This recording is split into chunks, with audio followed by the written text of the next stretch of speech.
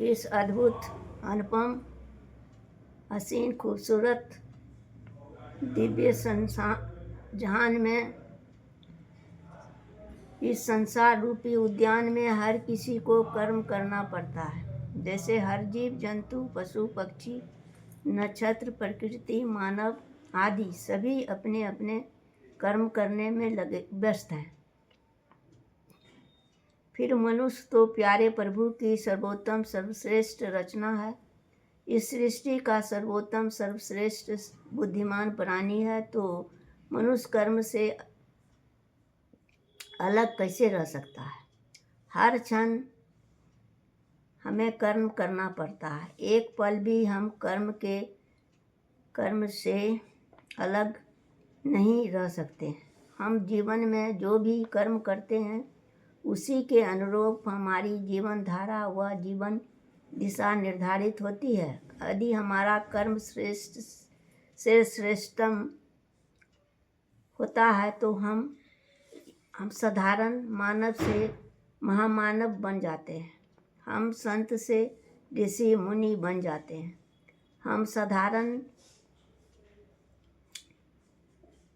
साधारण पुजारी से परमहंस ऋषि बन जाते हैं। डाकू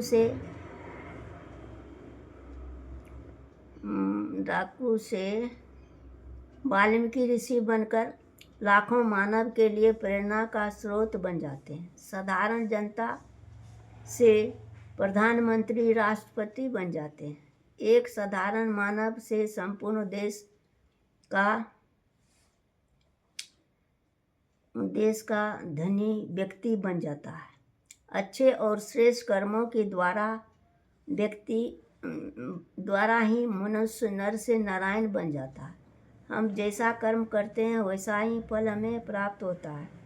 जीवन के हर क्षेत्र में हम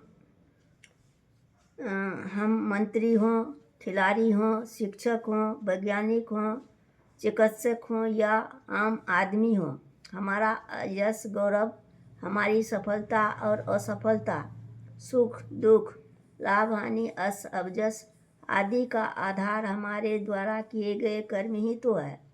कर्मों का प्रतिकूल परिणाम हमें वर्तमान में भी रुलाता है और भविष्य में भी। यदि हमें सचमुच में प्यारे प्रभु का शाश्वत परमानंद, ब्रह्मानंद, परम आनंद, परमानंद, परम सुख, परम अद्वितीय आनंद की मस्ती में मस्त अलमस्त, आनंदित, प्रफुल्लित, आह्लादित, मंत्रमुग्ध, आनंद मगन रहना है तो हमें कर्म के अनुकूल और प्रतिकूल परिणामों से ऊपर उठना होगा। हम जो भी कर्म करें, चाहे वह शुभ हो या अशुभ, सारे प्रभु के चरणों में समर्पित करते जाएं। आपका छत्र छाया में हम खुश, प्रसन्न, स्वस्थ हैं। आपको लाख लाख शुक्रिया। ओम आनंद।